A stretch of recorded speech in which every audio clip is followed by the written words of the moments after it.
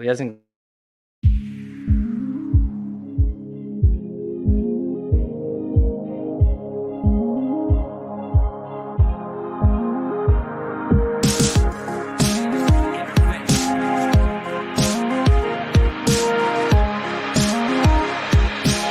This is Fantasy Intervention.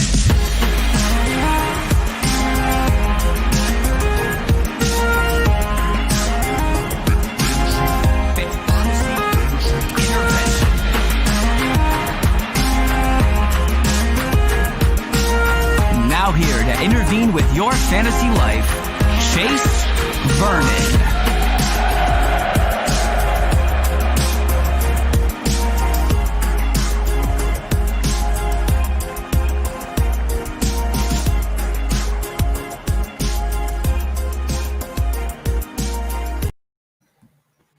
What is going on, guys? Welcome on into yet another episode of Fantasy Intervention. I'm excited for this one, right? Because this one, the waivers are absolutely a mess. So I'm coming to you live with Nate. I'm coming to you live here with James. And we're going to sit there. We're actually going to talk about some of these waivers and where we can actually find value and which guys we're completely off of. So with that being said, Nate, you want to go ahead and introduce yourself, tell everybody where they can find you. What's up, guys? I am Nate. You can find me on Twitter at JanateJack2017. I also write for In Between Media, in-betweenmedia.com, at IBT_media on Twitter, and with the Join Our Circle crew as well. All right, James, Chef, what's up, man? How you doing? Good, bud. Good. Doing well. Like Chase said, my name is James. You can find me at FF_chef on Twitter. Doing stuff on my website, the tiltisreal.com. You can find me over at Ball Blast. I'm writing for them as well. And of course, Join Our Circle _ doing the fantasy 6-pack every week with Corey Spela and Juan Carlos Pena. Absolutely love it. Absolutely love it. We got it coming to you guys hot and heavy this week. You know, it's something as to where we're trying to sift through this, right? We're trying to figure all this out. And, you know, James over here puts out this picture, which I'm about to bring up, right? It's this waiver wire heroes, right? And, you know, I love following it. And more importantly, I love tearing it up, right? It's either we like to break it down. We like to build it up. There's certain guys that I absolutely love from this. There's also certain guys that I kind of want to fade. And seeing a lot of these other posts, you know, around the industry and stuff, you typically don't get the opportunity to, you know, really look into it into depth. And, you know, you just take advice from some of these industry heads. So it's something as to where I wish that I could just throw up something on the screen, you know, and just kind of tear it down or build it up to an extent. So with you being part of the Join Our Circle team at Join Our Circle _, you know, Fantasy Intervention, you know, I came to you and I was like, dude, like, this is the perfect setup for both of us. You know, this is something as to where we can promote your stuff. Yet we can take a deeper look into some of these things that could actually be tricks. So let's go ahead and dive into this. And guys, guess what week it is, right? Guess what time it is? It is, of course. Wait, do you guys want to guess first? Do you guys want to guess what I'm going with this? Because I purposely left it off. It's the most wonderful time of the year. What time is that? It's playoff time, baby. Let's go. It's playoff time. And that's obviously a huge, huge aspect to our industry. You know, these people that have been following us since day one, you know, they're in here to win it. They're here to take home their trophy, right? And guess what? If you guys go and actually go purchase a trophy, right? TrophySmack.com and use promo code CIRCLE, you'll actually get a free $60 ring to go along with that. So you can sit there and you can flick off that free ring, you know, to whatever competitor wish that they won. You know, maybe the loser, maybe the person that got in second place. Because if you're not first, you're last. Meanwhile, you can put that massive trophy that you bought for yourself up on your mantle, you know, up on the mantle right above the chimney. You know, maybe right in front of your wife's picture. Whatever that case is, you can put it up there, right? Nate, you're on the same page as me, right? Oh, yeah, dude. I would love to have a trophy for my mantle. I'd like to have multiple trophies for my mantle, like 8, 9, 10, 20. Who knows? Yeah, once again, that is TrophySmack.com, promo code CIRCLE. But more importantly, guys, with playoff time being here, this is something as to where you've gotten here because of your players, right? You've gotten here because of your roster overall. You know, there's been certain leagues that I've been able to finesse, you know, wins. I actually got a championship one year out of, you know, finessing my roster every single week, just playing these waiver wire pickups and almost streaming every single position. But that's not the way that most people end up getting to their championships. Most of the people get there to the championships because of their base of the roster they've built. So if this base ends up getting depleted like it could, since we're going into week 13 over here, your roster could be torn up. So this is handcuff season, guys. This is handcuff season. This is the most crucial part of the time, or the most crucial time of the year to grab your backups.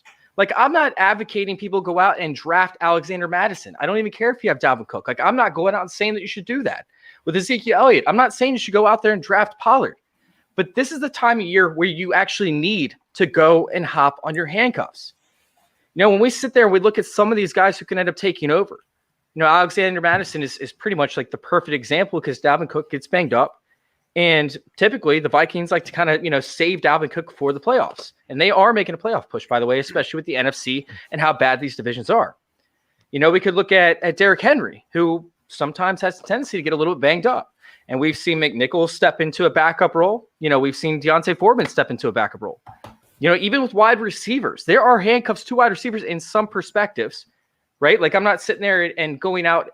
And I guess the perfect example, by the way, is the Falcons, right? Because you have certain players that will step into certain roles when certain guys get hurt. But, like, there are actual handcuffs. So like Van Jefferson, which is gross for me to say, for the Rams, and Josh Reynolds, like, these guys are actual pickups. So if you have a stud that has a significant role in this offense, you need to get the replacement in there. And, whether you're sitting there and trying to trade for them if you guys don't have trade deadlines, or you're actually going in there and you're picking them up off waivers, this is the time of the year. So with that being said, there's certain guys that we're going to be checking out, guys that are going to be taking over for the Will Fuller, which we'll go into here in a little bit. Certain guys that you might want to hold on to, like a Kerryon Johnson, who performed pretty well over the Thanksgiving week. But in all reality, we have to break down and we have to look at these exact connections and also try and find guys that might have a bigger opportunity in the upcoming weeks to come. In the upcoming weeks. So let's go ahead and start out with the streaming quarterback, since that's where we go almost every single week. I'm going to go ahead and bring up your page real quick. And we are going to talk about, here it is. Drum roll, please. Kirk Cousins up first for your quarterback position. Go ahead and tell us real quick, James, why you like Kirk Cousins, why he's a waiver wire pickup, and why I was dead wrong last week. Yeah, I mean, the chips fell in my favor, Chase. Kirk Cousins now currently sitting at QB 12 off of back-to-back weeks with 300-plus yards, 3 touchdowns, and 21 fantasy points. No Adam Thielen, no problem. He had Justin Jefferson step in, 13 targets. He hooked up with him for 7 for 70 and 2 touchdowns. Even with a chipped-up Dalvin Cook, it could go the other way, like you were saying with Alexander Madison. They may want to rest Cook a little bit later on in the season, and I think Kirk Cousins obviously gets it done against the Jags this week, 30th against the quarterback, allowing 21 points per game to the quarterback position. I don't see it being a problem with Kirk Cousins going forward. Yeah, Nate, where are you standing on this? So I've kind of shifted my opinion after looking at a few things. I mean, he hasn't been horrible. He had that 1 week 2 against Indy where I was negative 1.4 points. I think people in Scott Fishbowl, he was like negative 20 points. Real bad, like bad. But I mean, really, so the last 4 weeks, 26 points against Detroit, 21 points against Chicago, 29 against Dallas, and then 33 against Carolina. They've got Jacksonville, Tampa Bay, Chicago, and New Orleans coming up. The only one there that really concerns me is New Orleans. I mean, otherwise, I think those are good matchups. And if Cook is banged up and they do want to rest him, and you've got Justin Jefferson out there, I love Cousins. I really do like this one a lot. So for me, and my whole deal with it last time, by the way, last week, was the fact that I didn't know that he would see the volume. And, by the way, like the Panthers defense, right? Like, they normally don't stop the running back on a regular basis. I thought Dalvin Cook was going to have a hell of a day. Instead, he goes out there and puts up 19 rushes for 61 yards or something on the lines. Yeah, 14 points. It was bad. Like, it was absolutely brutal. So when you sit there and, you're in a losing position because your running back can't move the ball in a run-based offense, then of course, he's going to have to throw a little bit more often than thought. But in all reality, if we sit there and we look back at it, right? Like, yeah, the Panthers were up 21-10 up against the Vikings, but overall the Vikings might have played a slightly better game. We're sitting there, we're looking at it, and if Jeremy Chin didn't get 2 of those back-to-back fumble, scoop, and scores, then guess what? Like, this would have been a blowout, essentially. We're talking about a 15-point difference. So, for me, I'm not sitting there and looking at the Jacksonville Jaguars as a team that has been able to stop the run. And although it's the same exact narrative that I used last week, I think last week was more of a freak, happening. Well, obviously it was a freak happening. It was the first time in NFL history that a rookie defensive player got back-to-back plays for scoop and score touchdowns. But it's something as to where I just don't see that rushing floor being as low as it was this past week. I mean, this is the second highest pass to run ratio so far they've seen this season.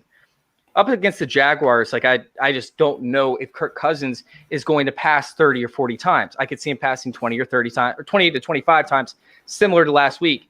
And I don't know if that's enough to get you over the hump. Now, in this past week, when it came to the quarterback position, it was absolutely brutal. So if it's anything like it was this past week, you're talking about cashing in. But I do want to bring up somebody, though, that's probably going to be available in a lot of these deeper leagues. And this isn't somebody that I'm telling you to pick up in a 10-team or 12-team league, but Glennon, right, who hung up 18 on the Browns without DJ Chark, without Chris Conley.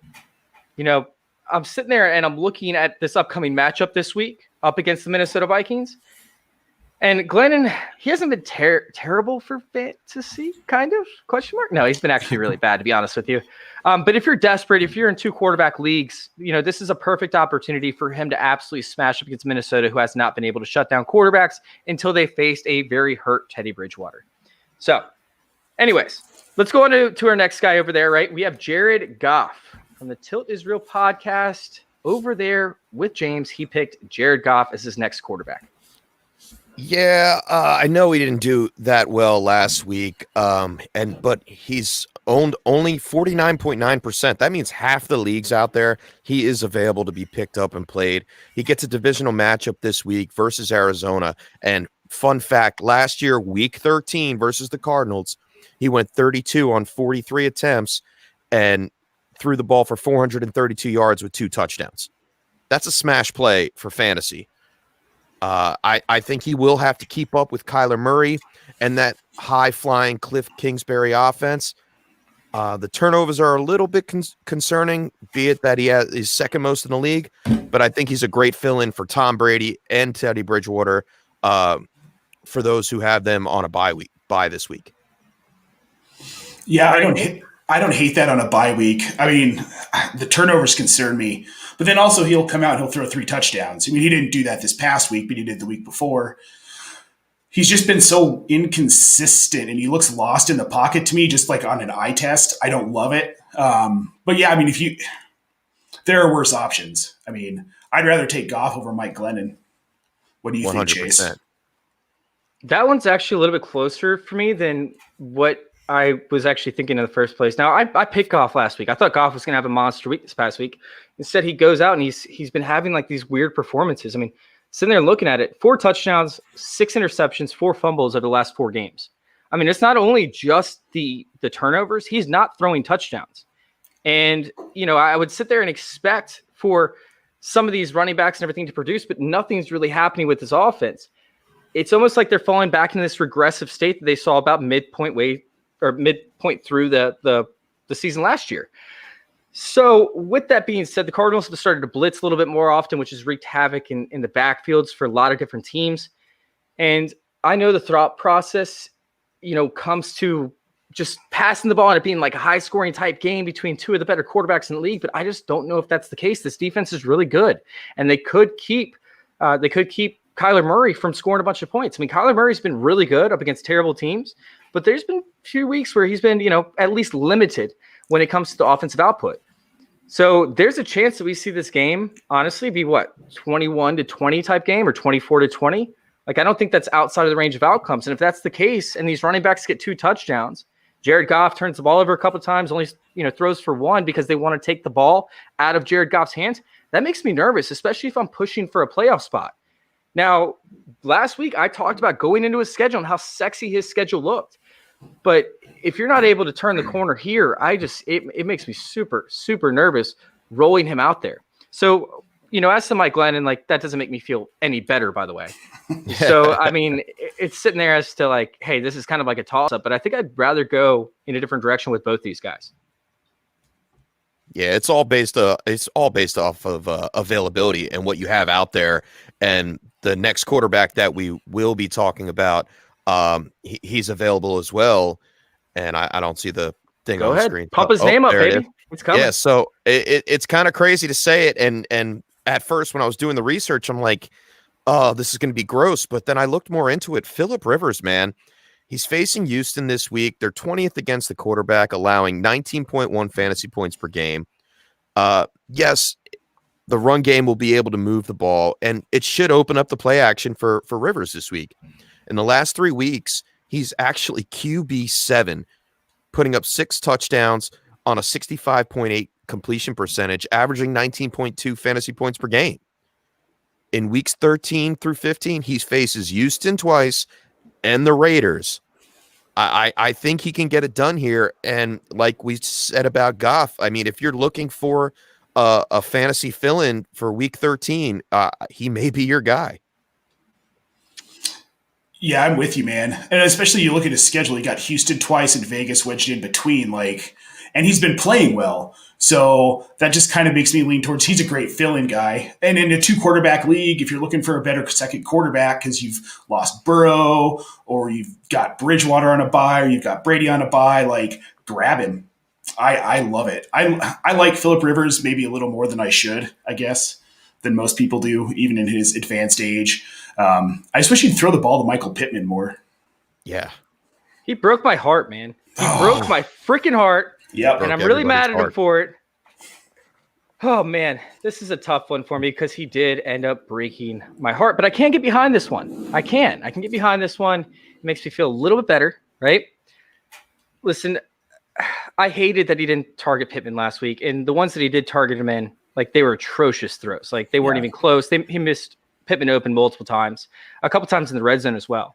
Then when Brissett came in towards the end of the game, Brissett was just overthrowing him, underthrowing. It was ugly. Those 9 targets were not really 9 targets for Pittman, which we'll get into here in a minute. But the Texans, right, they're going to be missing, their top cornerback. And he was the only decent guy on this entire defense. It's the only spot where I'm like, I don't know if I want to play that player up against this guy if it was like a mid-range player. Now they don't have him, so you can pretty much throw anywhere. So Rivers over there is probably my top waiver pickup for the quarterback position this week. So, yeah, we're definitely on the same page with this one, my friend. Now, I wanted to bring up somebody that I would pick over both Jared Goff and over – who was the other guy? Kirk Cousins. That's going to be Ryan Fitzpatrick, baby. He's back. He's back. Love it. He's got the Bengals, right?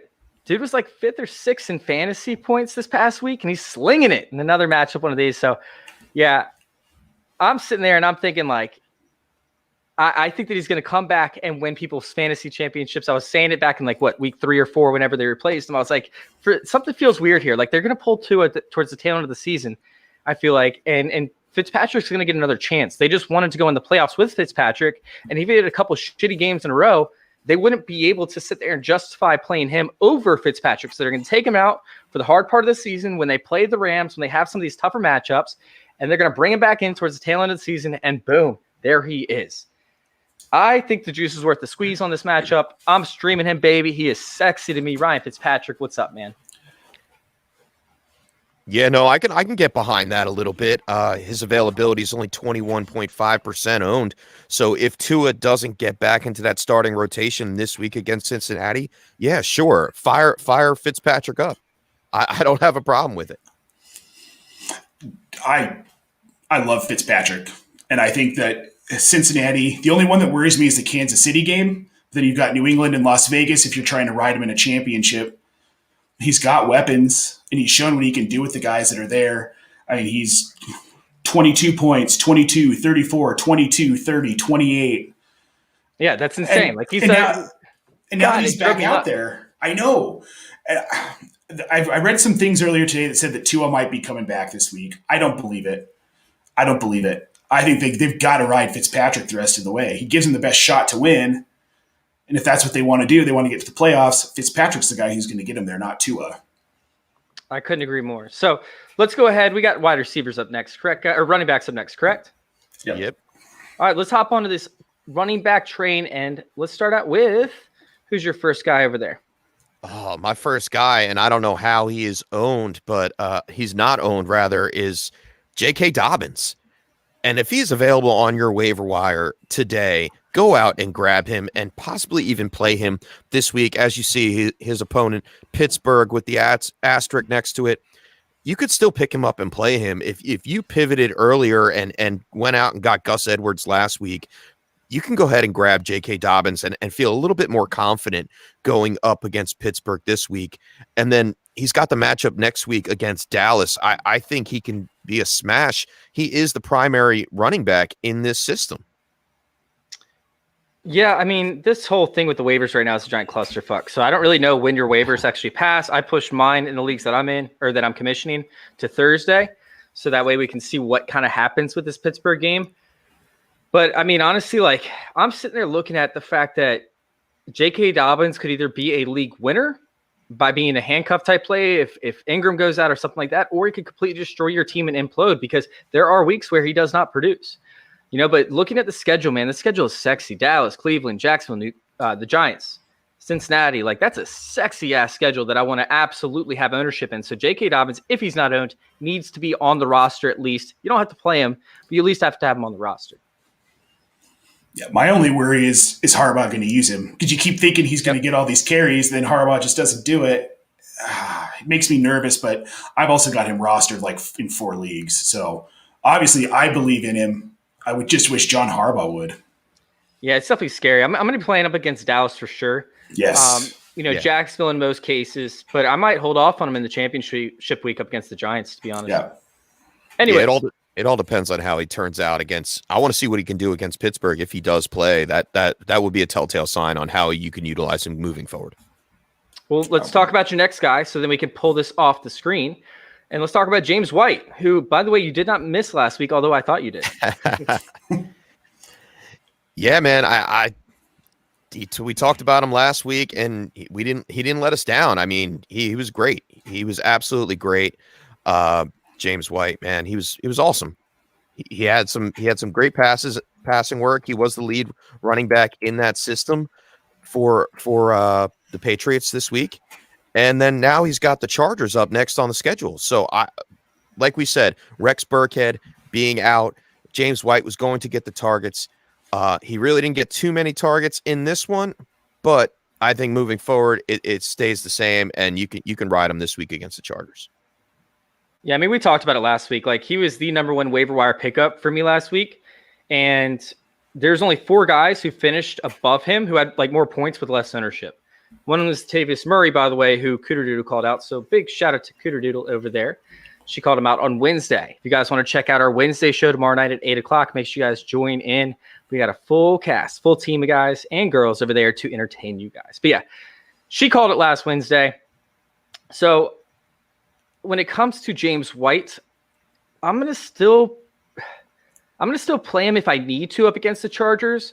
But after that, I'm going to go play it by ear and play it by matchup. Like, I'm not saying he's an every week start after this. I will most likely start him in this upcoming matchup if as a flex option, not as a starting running back. But he's a guy that at least should be owned minimum. I'm just hoping you guys didn't miss your chance with the past 2 weeks, him scoring 28 points or 29 points combined. Yeah, 29. Yeah. So you guys might have missed your chance, but I'm still going to play him this week. It was a little concerning to me. He only got 1 target last week, but then going through, like, that's quite an anomaly. I would expect that to pick up again this week. All right. What about the next guy you have on there? Cam Akers. Yeah, Cam Akers. I mean, he's coming off of back-to-back weeks with a touchdown. More of a stash play for me, like a quiet kind of handcuff. Not a lot of people talking about him, and his uptick in ownership is starting to increase. But I think he might be something of, like I said, a stash play going up against the Cardinals and the Patriots. But if something were to happen to Henderson, I think Cam Akers could be a smash in weeks 15 and 16 going up against the Jets and Seattle. Yeah, I mean, as an individual option, I don't love him at all. Like, I'm not a huge fan of Cam Akers being like that guy that's going to take touches away from Malcolm Brown and he's going to be starting running back when Henderson is there. I don't see that happening. When it comes to being a handcuff, that's great. But you also still have to keep in mind that Brown is there and Henderson. So for him to get a significant workload, he would have to beat out both those guys. Now, he does have a great schedule coming up. But when you sit there and you break down the past 2 games that he's had, he punched his only look when it came to a target in the red zone. That made him relevant the previous week. And then this past week, he had the biggest hole that any running back has seen this entire season. He took it for 58 yards, but then he got caught from behind by like 3 different guys. That was one of the big knocks with Cam Akers, not having that breakaway speed, not having, that elite athleticism, which, by the way, I still like Cam Akers, but I just don't love his situation, going forward as an option to dump your fab dollars onto. Now, if you have Brown, if you have Henderson, then yes, you want to own this guy. But as an individual, I guess, player that you want to own as a running back, I think he's more of a roster clog for some of those guys that don't know when they're going to be able to play him and are holding him in hopes that he ends up going off. Like I said, just burning a roster spot. I mean, if we take a look this past week, once again, just to revisit that, he had less than 3 yards per carry if you take out that 50-yard run. And that's pretty much the story of his entire season so far. Yeah, I mean, with that situation, like you said, if you don't have one of the other 2 guys on your roster, I wouldn't want Akers. That running back by committee is too risky, especially going into the playoffs. I just don't like it. Yeah, it's not like a Boston Scott backup for Miles Sanders, like where he's going to immediately step in and get 60 to 80% of the workload. He still has 2 other guys to beat out, and he's going to be lucky to see, even 50% of the workload because they'll probably bring in another running back. Right. So, it's something as to where I need to see that major role, and to waste a roster spot at this time of the year, I'd rather handcuff one of my own players instead of handcuffing somebody else's when I don't even know how the playoffs are going to shake out. Right. All right, so who's on your next spot over there for the running back position?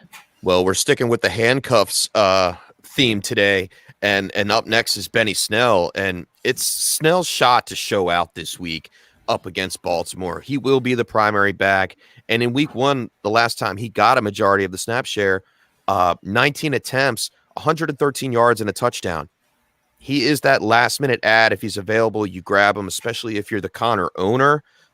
We all know that Connor in the past has been in and out with injuries, and he pretty much has faded in the back half of the season so far. So yeah, grab Benny Snell. He's a great handcuff, and he may be a low-end RB2 this week. I'll take Benny Snell to an extent. But go ahead. What were you saying? Oh, I was going to say this week, yeah, I think he could be a good play this week. But, I mean, really, he's just kind of a handcuff guy for me. As long as Connor is playing, which with COVID and his situation, who knows what's going to happen with him the next couple of weeks. If you've got the room for him, I'm just not going to spend much fab on him. I mean, when it comes to me, I'm just games, and 3 out of the past 4, they've abandoned the run. They've gotten to the point where the Steelers are back to where they were with Antonio Brown passing the ball 550 times a season. And it's kind of shocking to an extent, but this past 4 games, that's what it's looked like. So with Benny Snell, sure, you can handcuff him, but once again, as an individual option, even if James Conner gets hurt, we don't really know the upside that Benny Snell could have. I'm not sitting there trying to own or spend a bunch of fab on Benny Snell unless I have him. Now, I do want to talk about my number 1 waiver wire pickup of the week, and somebody that we already brought up because Cooter Doodle predicted it.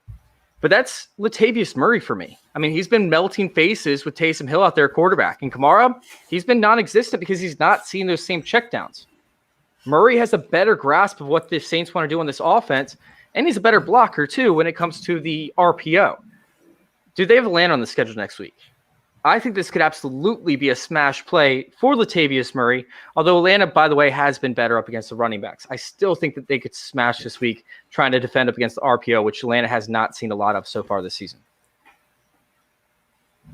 Nate? Yeah, I have nothing to add. I mean, you said everything I was thinking. Latavius Murray kind of reminds me of in New Orleans, that type of runner.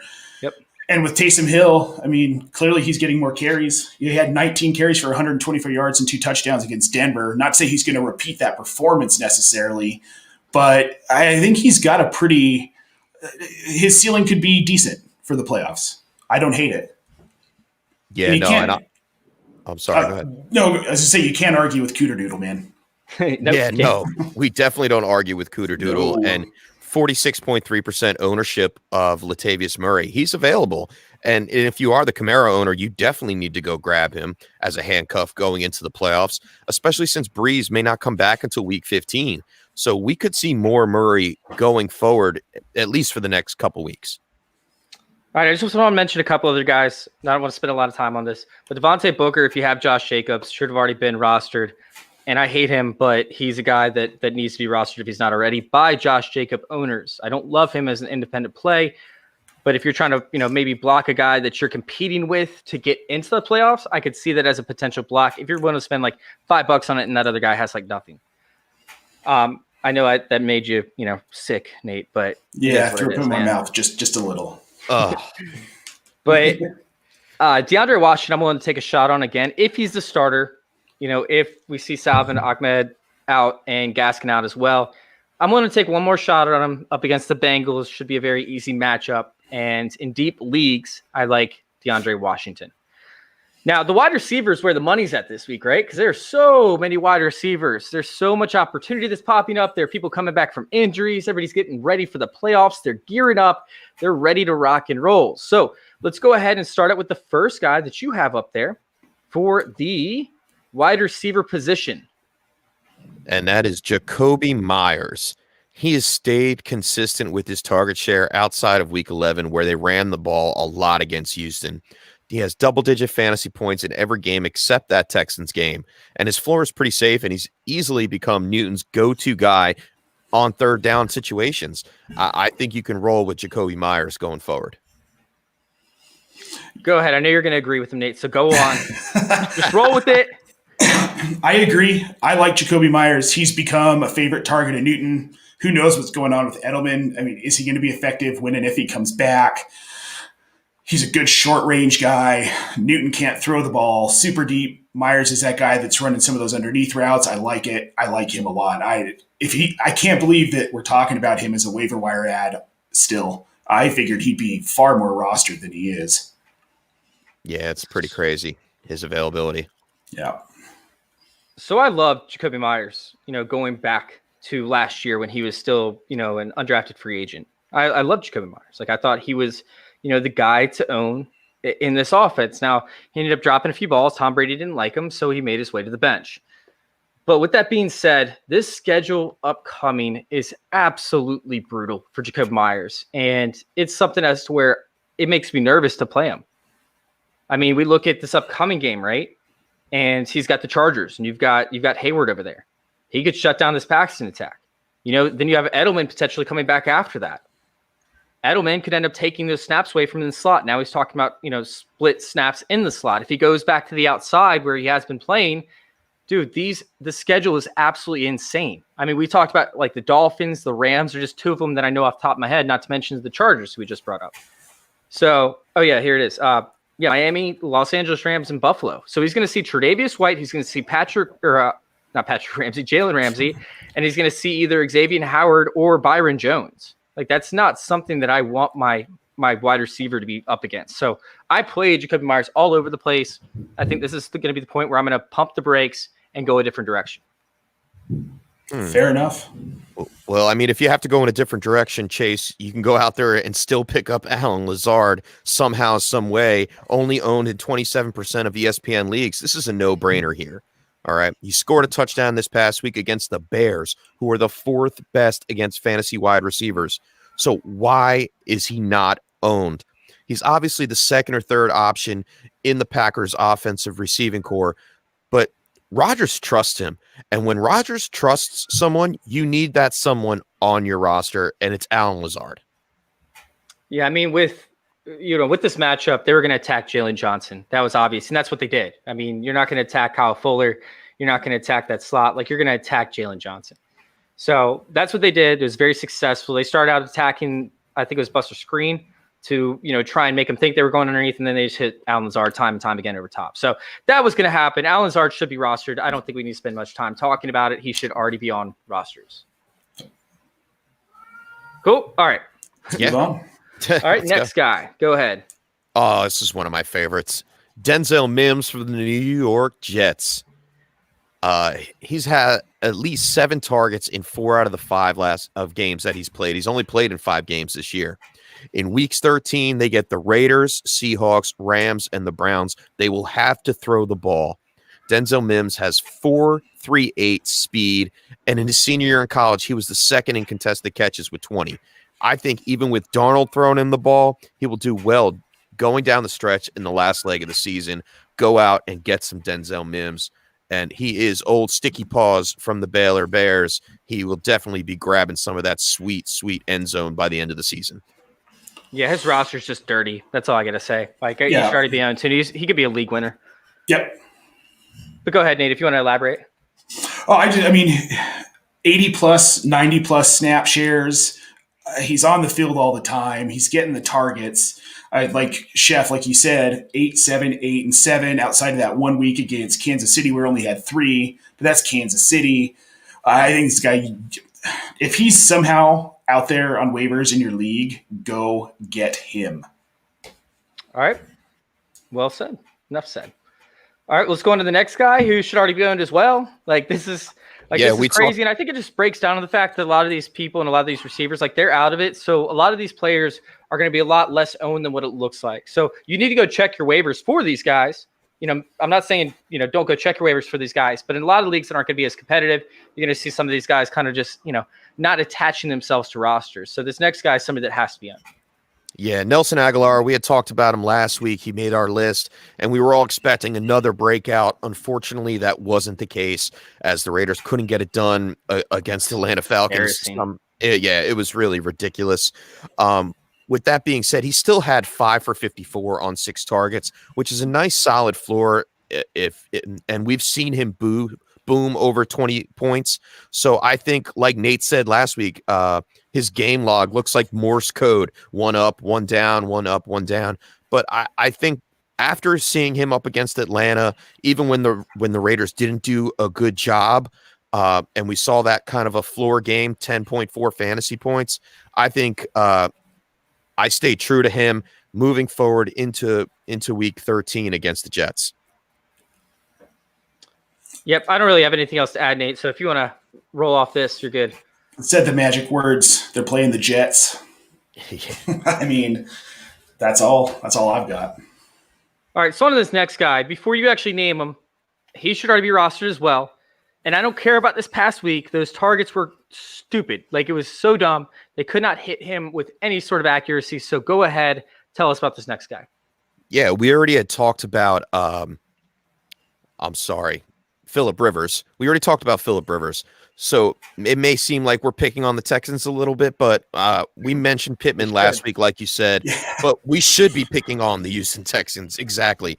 I think Michael Pittman, he gets back on track in week 13, and then he goes up against Vegas, and then Houston again in week 15. You definitely want him over Hilton, who put up 4 for 81, and everybody's like, oh, rush to the waiver wire and go grab T.Y. Hilton now that he actually had a fantasy relevant day. No, that is not the case. Michael Pittman is the wide receiver you want in that offense. Yeah, I mean, like I talked about, targets were wildly inaccurate, but he still saw 9 of them. If Phillip Rivers can tame his arm down a little bit and stop throwing these just bizarre balls from time to time, Michael Pittman will be in there. He'll be a lock, man. He will be a lock. Yep. All right, you want to bounce on the next guy? Let's do it. Who we have up next? Scrolling down, we've got. Go ahead. This is your pick. All right. So I know I'm going to get some scrutiny on this one. We already talked about Jacoby Myers. I'm going to pick a little bit on Julian Edelman here. He's on the COVID reserve list right now. He's coming off of IR. So he's on 2 reserve lists, which is quite frankly scary. But think about it. In week one, he smashed. Okay. And then now he has to finish. If the Patriots want to get into the playoffs, they need to have a solid connection with their receivers. Edelman is that go-to receiver in the offense. When Edelman comes back, Jacoby Myers will be pushed to the outside. That's another reason why I like Jacoby Myers to stretch the field. And he's a stash for me. Weeks 15 and 16 against the Dolphins and the Bills. If Edelman comes back, you have to play him. He will be the number 1 wide receiver in that offense. Yeah, with me, I'm staying away from Edelman. Like, I don't even know if they're going to have to pass in those games that you mentioned. They might just run the ball constantly. And he was all right in week 1 and then boomed in week 2, but he sucked after that. Meanwhile, he has Jacoby Myers, who's playing the slot that he's going to have to split snaps with. And, yeah, I mean, it just hasn't been a very efficient passing offense as a whole thing. So, yeah, I'm not sitting there and looking at Julian Edelman as a must or somebody that I actually even want to pick up. I'm going to leave him on waivers. Very similar to why, I'm kind of over Jacoby Myers for the rest of the season. I don't think both these guys can be successful in an offense that doesn't pass. Right. All right. So I want to know one thing, James. James, how are you going to leave my boy Colin Johnson off this damn list, huh? Man, you can't go chasing the points. Don't chase the points, James. It's not chasing the points. It's chasing the production. Both him and Gabriel Davis have had just out of this world weeks so far this season. And I know that it's inconsistent, but to be honest with you guys, both Colin Johnson and Gabriel Davis both outperformed every single person on this waiver wire list so far. Now, as for Johnson, he has Shark and Conley, who both could be coming back, but neither one practiced last week, and they got Minnesota, then Tennessee. This is a young team looking to build this offense. Meanwhile, we sit there and we look at it, and both Keelan Cole, and we have Lavishka. Conley. DJ Chark. Both Conley and Cole are slotted to become free agents this upcoming year. So would they rather sit there and roll out these guys who want to be part of the team, or do they want to take a shot and see what this guy who just put up an amazing week actually has to offer them in the future, so maybe they don't have to spend as much draft capital on wide receivers? I'm thinking that they roll out in 2021 Johnson, Shenault, and Chark. Like, that's going to be the starting lineup for the Jacksonville Jaguars in 2021. They're going to see what they have in this guy. And with that schedule coming up, I'm seeing that we could see, Colin Johnson flash, especially up against Minnesota and Tennessee. I'm going to be picking him up. I might not play him unless I'm desperate up against Minnesota. But if he does well up against Minnesota, he's a smash play for me up against Tennessee. And we'll see where it goes from there. I want him on my roster prior to anybody else grabbing him, though. When I can still throw a buck at him, or maybe not even spend a waiver wire bid, like, dude, I want him on my roster. He could be an absolute monster in the red zone. Now, Gabriel Davis, right? John Brown isn't expected to be back anytime soon. And anytime that he gets a significant amount of snaps, like, he puts up points. And we're talking about one of the best passing offenses in this league. And he's at minimum the third option, if not the second option. You're telling me you don't want the second option, one of the best passing offenses in the league? Come on, Gabriel Davis is an absolute pickup and a play in some cases where we see Cole Beasley with a tougher matchup in the slot. I love Gabriel Davis. Tougher schedule, but I want the number 2 in this passing offense. Same. I like Gabriel Davis, especially in dynasty formats, but he is hard to peg for me because he's only had no more than 5 targets in one game this season. He is a true boom or bust that I don't want to risk my fantasy trophy on. But yes, like you said, for dynasty purposes, I do like Colin Johnson, especially with the points you made, especially if they get another quarterback in Jacksonville and Davis moving forward. Yeah, John Brown, he's most likely out of here sooner rather than later. Yep. All right, another flyer. This one's more of a flyer for me. Gabriel Davis is a real pick up and play, by the way, depending on the matchup that Cole Beasley has. But this one's more of a flyer, and that's Cordero Hodge. Right, I've been talking about him for weeks now, and unfortunately, he's had these games where he's been playing in the rain, and it's been just nasty weather week in and week out. But finally, he had a little bit of an easier schedule, and guess what? At least when it comes to the weather, and he gave you decent production. Against Tennessee, where Tennessee just blew out the Colts, running the game. In Cleveland, where they can't stop a running back in some weeks, we could easily see Derrick Henry give this Titans team a 2-touchdown lead. Cordero Hodge might be that guy that Baker Mayfield has to target deep, and although Baker Mayfield hasn't been extremely accurate, we're talking about a guy that all he needs is 3 catches, and he's going to give you 50 plus yards and a touchdown in a lot of those cases. And he has boom potential written all over him too. So in deeper leagues, I like Cordero Hodge, especially this week up against the Titans. You guys have anything to add to that? You sold me. Yeah, I like it if the weather holds up. It seems like Cleveland gets the worst straw in that stack most of the time with the weather. But yeah, it does. I also want to pick up Sanu as a stash. He saw like 3 red zone targets or something like that this past week from Matt Stafford in an offense that is dying for wide receivers. He only had a few snaps, but he still saw a ton of targets. So Sanu is going to be a pickup and stash. I'm not going to be playing him off the bat or anything, but I will keep him on the back end of my roster, especially for deeper leagues. But even in like 12-team leagues, if you're sitting there struggling at wide receiver, maybe you had Will Fuller, who we're about to talk about here in a second, and you can't get a hold of some of these other guys because you ran out of fab. I don't think that Sanu is a bad play. I don't think he's a bad pickup and stash, at least. Now, the 2 biggest ads, right, of the entire wide receiver slate actually come down to the team who just lost, right? Their number 2 option and their number 3 option the week before that. This is the quarterback, right, who's top 5 in yards, top 5 in completion percentage, top 5 in touchdowns, and he's first overall in yards per attempt and adjusted yards per attempt. So, man, I'm going to be like Snoop Dogg, right? Like, I'm going to be pulling out this money gun, and I'm going to make it rain all over both these guys. I am making sure that I end up with Isaiah Coulter, and I'm making sure that I end up with Kikuchi as well.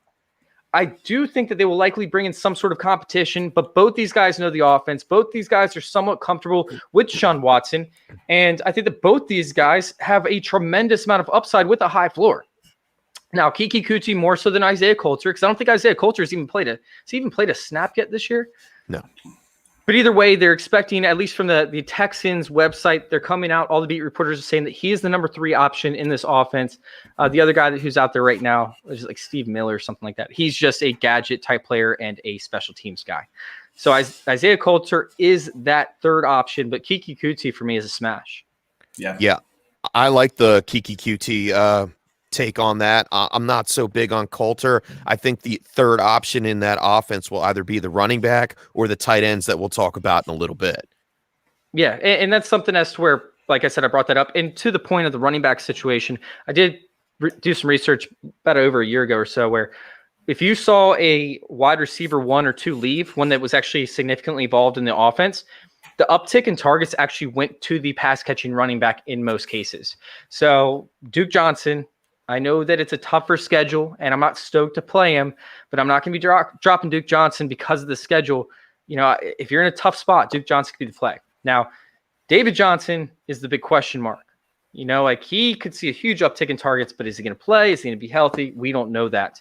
So, Duke Johnson for me might even remain more of a higher end upside play than David Johnson if he comes back and he looks, old and rusty. Which he will.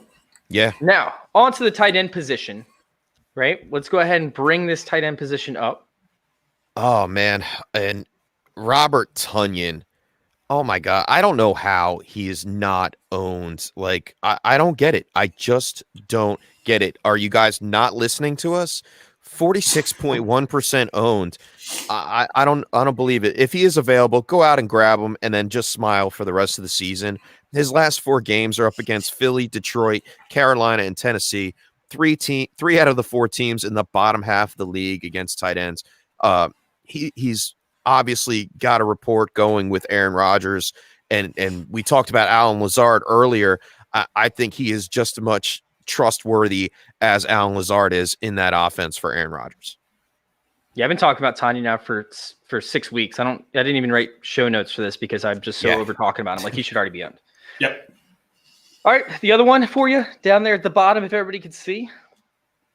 Yeah, I really like this one, and I've been calling his name a couple times these past couple weeks. Trey Burton. Say my name. I liked him when he was back in Chicago, and he just didn't pan out because, well, Chicago's offense sucks. But Trey Burton, at least 25 yards and a touchdown in his last 2 games. Easily one of the most underrated tight ends this year in the league. He gets the same sweet schedule like we talked about earlier with Michael Pittman and Phillip Rivers. He plays Houston twice and Vegas in the middle. I think they throw the touchdown passes, the red zone passes to the tight end position. You don't know who's going to get it, but obviously Trey Burton is getting those targets in the end zone. So I'm going with Trey Burton if I'm in some need of a tight end this week. Well, and don't forget they got him 2 rushing touchdowns this year too, so they like to use him in different ways. So you never know how he's going to score.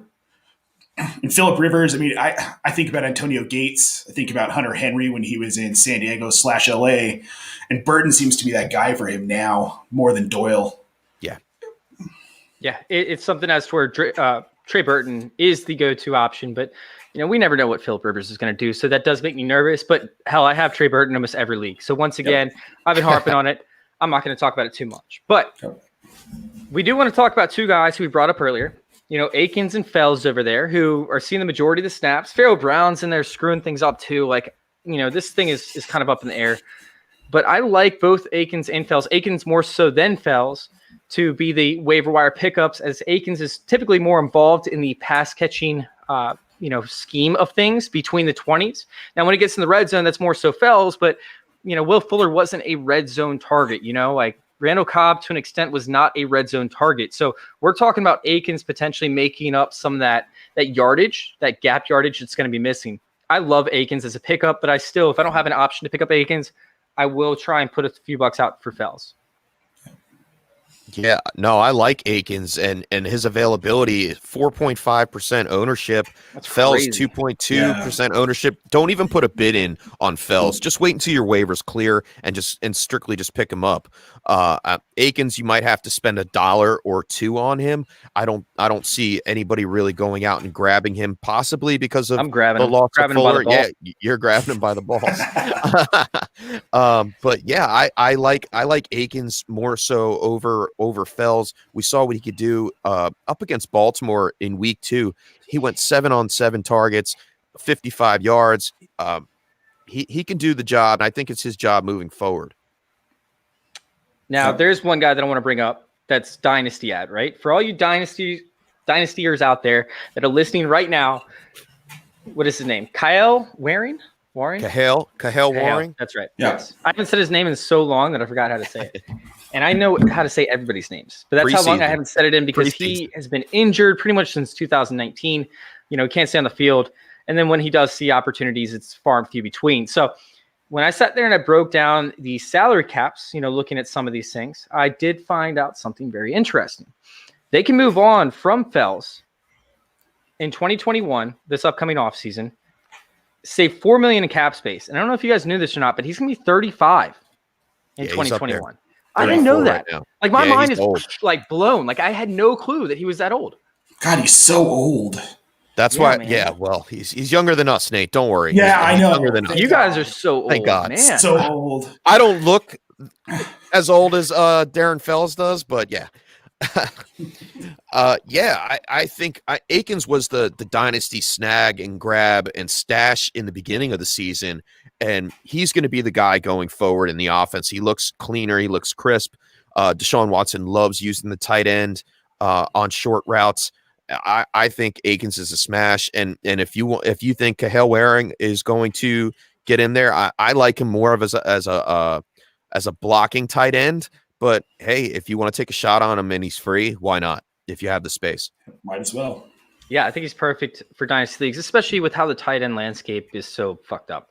So that's pretty much going to wrap us up. Do we have anybody else that we wanted to bring up for the waiver wire show? I think we're solid. I think we covered everybody. Yeah, right, pretty much. I mean, yeah, we covered a lot on tight ends. I don't think I have anybody else really. All right, well, make sure, guys, to check us out tonight. I'm going to be going live with Steffi Smalls. Steffi Smalls is actually in the house with us right now. Steffi Smalls. She is going to be live with me doing the injury reports tonight, where we're going to sit there and we're going to dive into these injuries. We're going to figure out exactly which players you should avoid, which players you should, actually hop onto, which ones to be concerned about, and which ones that we don't even know what's going to happen. Like, there's going to be tons of questions all about it. So make sure you guys tune in for that. YouTube.com/fantasy intervention for the injury report live at 8:00 tonight. Excited for this, guys. We're going to smash faces while we cry. Guys, that's going to wrap it up for us. Y'all want to let everybody know where to find you? Just find me at Janejack2017 on Twitter and with In Between Media. And you can find me at FF_chef on Twitter, everything at TIR_pod, and check out the Fantasy Six Pack on Wednesdays on YouTube on our Join Our Circle _ channel. Absolutely. And last but not least, you guys can check me out at FF_intervention. You guys can also go join our circle over there on Patreon, patreon.com/fantasyintervention, and join our group. Like, join our Twitter. Go follow our Twitter page, right? At join our circle _. Thank you guys. Disappointed. You will not. You will not. You just won't. You just won't. It'll be there and it'll be great. So thank you guys for tuning in again. Thank you guys for tuning in again. And thank you guys for letting us intervene with your fantasy football life. We're out of here. Peace.